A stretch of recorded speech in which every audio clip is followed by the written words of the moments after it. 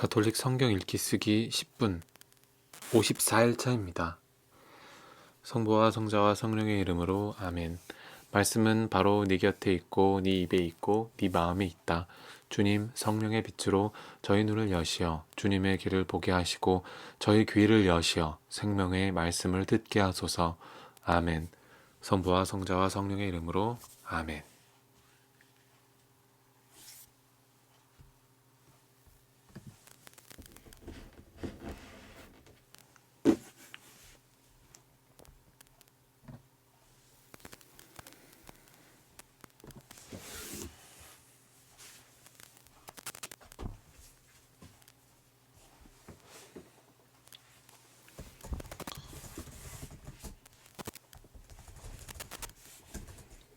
이제 그대는 그렇다면 하느님께서는 왜 사람을 여전히 책망하십니까? 사실 누가 그분의 뜻을 거역할 수 있겠습니까? 하고 물을 것입니다. 아, 인간이여. 하느님께 말대답을 하는 그대는 정녕 누구인가? 작품이 제작자에게 나를 왜 이렇게 만들었소? 하고 말할 수 있습니까?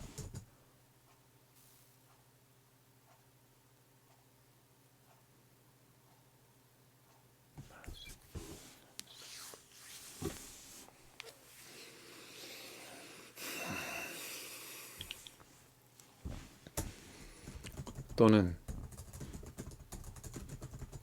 옹기장이가 진흙을 가지고 한 덩이는 귀한 데 쓰는 그릇으로 한 덩이는 천한 데 쓰는 그릇으로 만들 권한이 없습니까?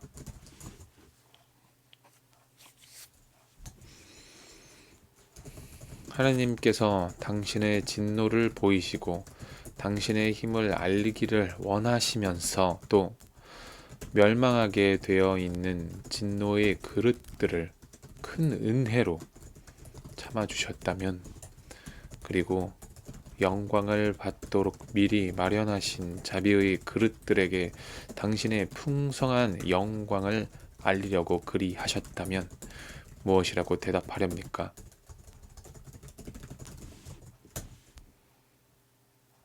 그래서 하느님께서는 우리를 유다인 가운데에서만이 아니라 다른 민족들 가운데에서도 불러주셨습니다. 이는 바로 호세아서에서 말하는 것과도 같습니다. 나는 내 백성이 아닌 자들을 내 백성이라 부르고 사랑받지 못한 여인을 사랑받는 여인이라 부르리라. 그들에게 너희는 나의 백성이 아니다 하던 바로 그곳에서 그들은 살아계신 하느님의 자녀라 불리리라. 그리고 이사야는 이스라엘을 두고 이렇게 외칩니다. 이스라엘 자손들의 수가 바다의 모래 같다 하여도 남은 자들만 구원을 받을 것이다. 주님께서는 말씀을 온전히 또 조속히 세상에 실현시키실 것이다.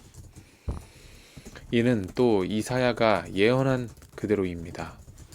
만군의 주님께서 우리에게 후손을 남겨주지 않으셨으면 우리는 소돔처럼 되고 고모라같이 되고 말았을 것이다. 그렇다면 우리가 무엇이라고 말해야 합니까? 의로움을 추구하지 않던 다른 민족들이 믿음을 바탕으로 의로움을 얻은 것입니다. 그런데 이스라엘은 의로움의 율법을 추구하였지만 그 율법에 이르지 못하였습니다. 왜 그렇게 되었습니까? 그것을 믿음으로 찾지 않고 행위로 찾을 수 있다고 여겼기 때문입니다. 그들은 걸림돌에 걸려 넘어진 것입니다. 이는 성경에 기록된 그대로입니다. 보라, 내가 시온에다 걸려 넘어지게 하는 돌을 부딪혀 쓰러지게 하는 바위를 놓는다. 그를 믿는 이는 부끄러운 일을 당하지 않으리라.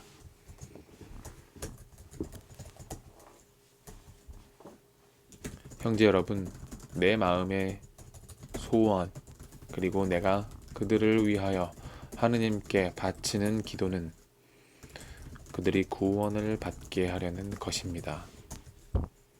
나는 그들에 관하여 증언할 수 있습니다. 그들은 하느님을 위한 열성을 지니고 있다는 것입니다. 그러나 그것은 깨달음에 바탕을 두지 않은 열성입니다. 하느님에게서 오는 의로움을 알지 못한 채 자기의 의로움을 내세우려고 힘을 쓰면서 하느님의 의로움에 복종하지 않았기 때문입니다.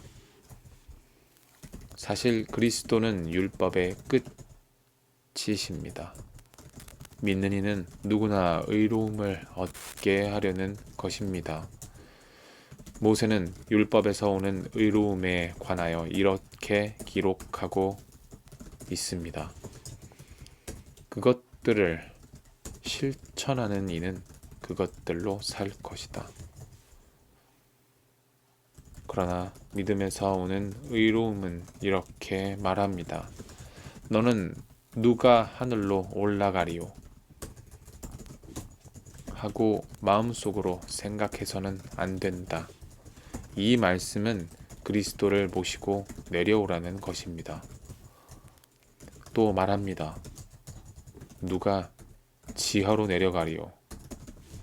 하지 마라. 이 말씀은 그리스도를 죽은 이들 가운데에서 모시고 올라오라는 것입니다. 의로움은 또 무엇이라고 말합니까? 그 말씀은 너희에게 가까이 왔다. 가까이 있다. 너희 입과 너희 마음에 있다. 이것이 우리가 선포하는 믿음의 말씀입니다. 그대가 예수님은 주님이시라고 입으로 고백하고 하느님께서 예수님을 죽은 이들 가운데에서 일으키셨다고 마음으로 믿으면 구원을 받을 것입니다. 곧 마음으로 믿어 의로움을 얻고 입으로 고백하여 구원을 얻습니다. 성경도 그를 믿는 이는 누구나 부끄러운 일을 당하지 않으리라 하고 말합니다. 유다인과 그리스인 사이에 차별이 없습니다. 같은 주님께서 모든 사람의 주님으로서 당신을 받들어 부르는 모든 이에게 풍성한 은혜를 베푸십니다. 과연 주님의 이름을 받들어 부르는 이는 모두 구원을 받을 것입니다. 그런데 자기가 믿지 않는 분을 어떻게 받들어 부를 수 있겠습니까? 자기가 들은 적이 없는 분을 어떻게 믿을 수 있겠습니까? 선포하는 사람이 없으면 어떻게 들을 수 있겠습니까? 파견되지 않았으면 어떻게 선포할 수 있겠습니까? 이는 성경에 기록된 그대로입니다. 기쁜 소식을 전하는 이들의 발이 얼마나 아름다운가. 그러나 모든 사람이 복음에 순종한 것은 아닙니다. 사실 이사야도 주님, 저희가 전한 말을 누가 믿었습니까? 하고 말합니다. 그러므로 믿음은 들음에서 오고 들음은 그리스도의 말씀으로 이루어집니다. 그러나 나는 묻습니다. 그들이 들은 적이 들었다는 것입니까? 물론 들었습니다. 그들의 소리는 온 땅으로, 그들의 말은 누리 끝까지 퍼져 나갔다. 나는 또 묻습니다. 이스라엘 백성이 그것을 모르고 있었다는 것입니까? 우선 모세가 말합니다. 나는 민족도 아닌 무리를 너희가 시기하게 하고 어리석은 민족에게 너희가 분노하게 하리라. 이사야는 심지어 이렇게까지 말합니다. 나를 찾지도 않는 자들을 내가 만나 주었고 나에 관하여 묻지도 않는 자들에게 나를 드러내 보였다. 그러나 이스라엘에 관해서는 이렇게 말합니다. 복종하지 않고 반항하는 백성에게 나는 온종일 팔을 벌리고 있었다.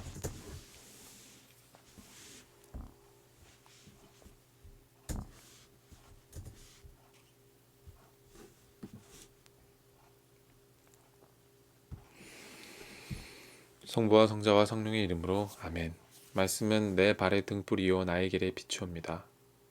주님, 저희가 성경을 생명의 말씀으로 믿고 기도하며 살고 선포하게 하시어 언제나 성령 안에서 평화와 기쁨을 누리게 하소서. 아멘. 성부와 성자와 성령의 이름으로 아멘.